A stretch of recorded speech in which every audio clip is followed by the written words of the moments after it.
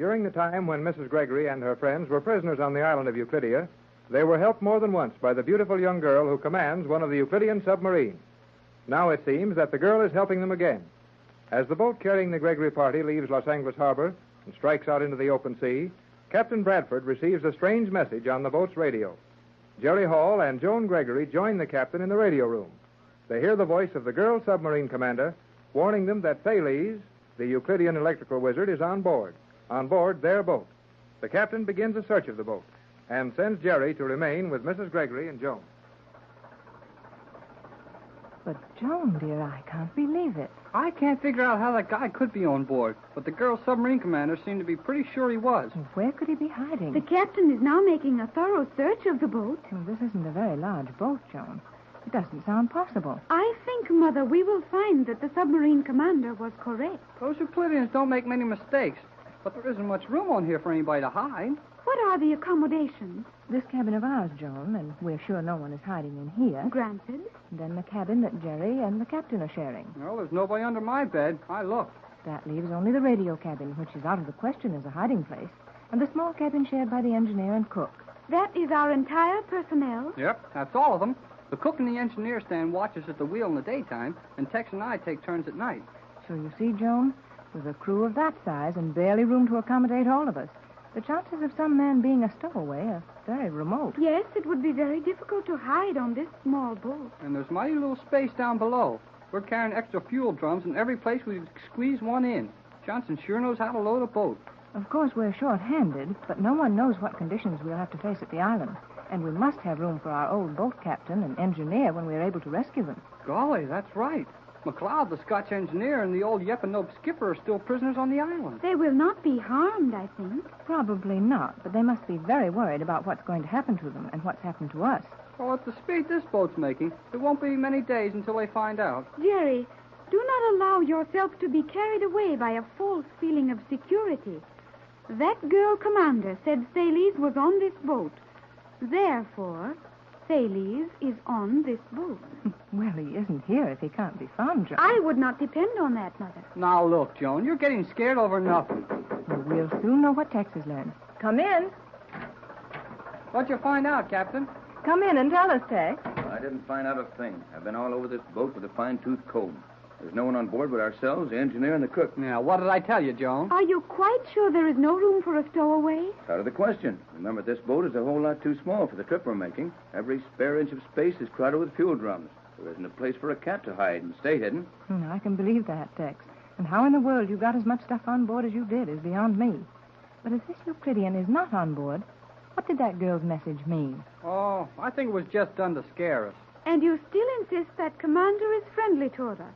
Well, I don't know. No, I think her advice was honest enough. She may have known that Thales intended to stow away with us. He didn't get on, so we can quit worrying about it. Captain Bradford. Yes, Joan?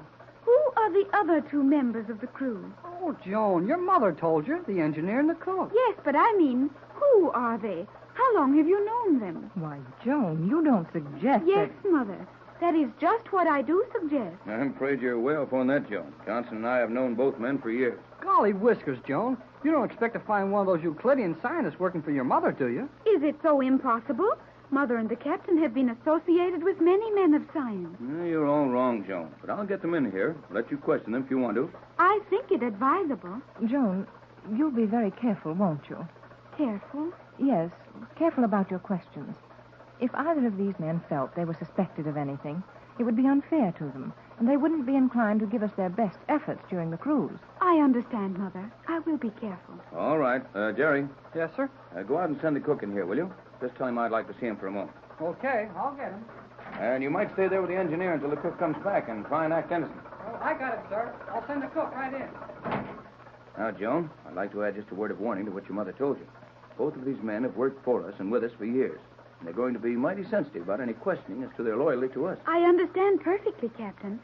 Now, this cook who is coming in first, who is he? He's Chinese, named Jim Lowe. We picked him up 9 years ago when your mother and I went to the Forbidden City of Tibet. He's high caste, fine family, well educated, but enjoys speaking pidgin English just to make it hard to understand him. But you have known him for 9 years? Yes, Joan.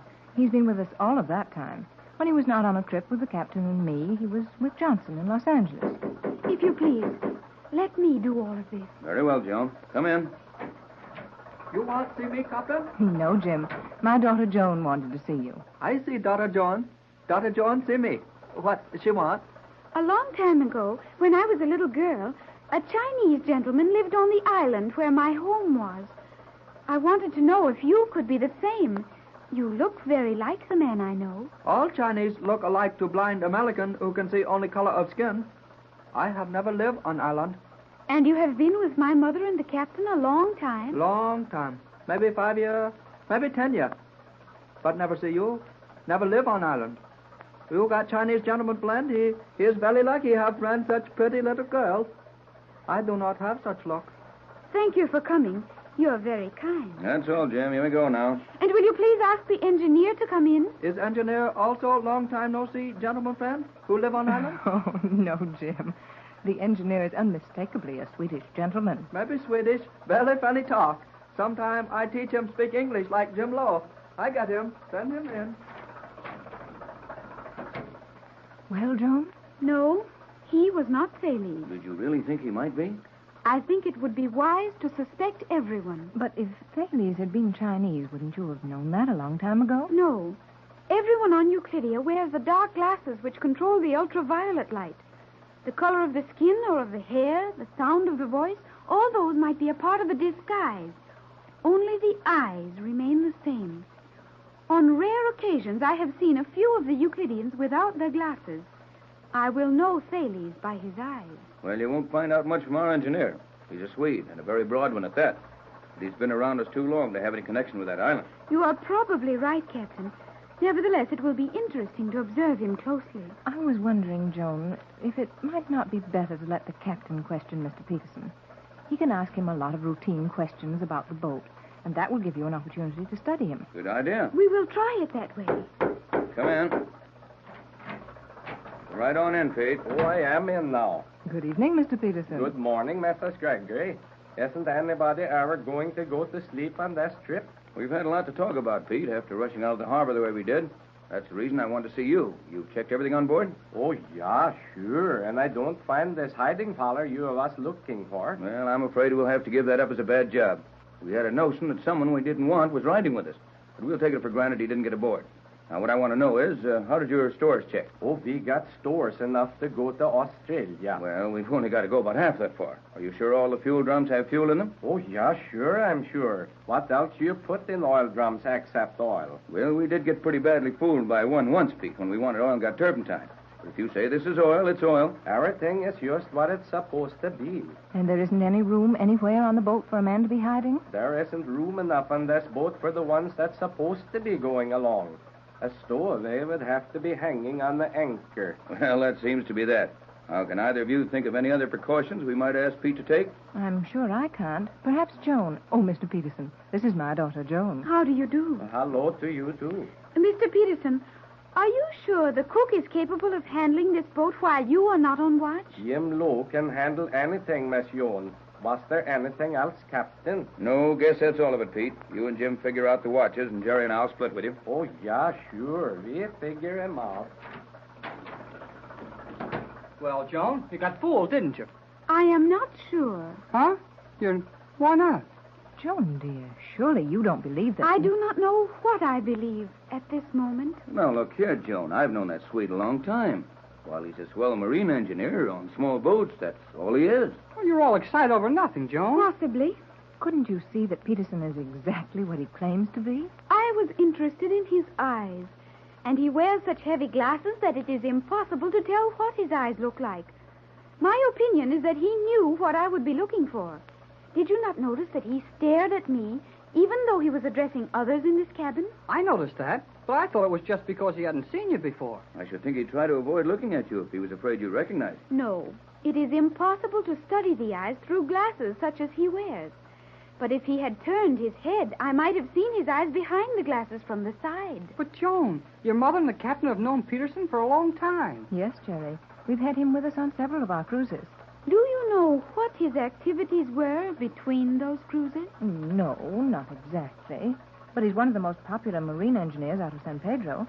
I suppose he's busy when he isn't working for us. Joan, would it be possible for one of the Euclidean scientists, Thales, for instance, to maintain a regular existence here and visit the island only on occasion? Oh, to be sure it would. One of the fast Euclidean planes could easily take him to the island during the darkness of one night. From here to the Magic Island in one night? Naturally. The rocket-propelled planes will attain a speed of 1,000 miles per hour.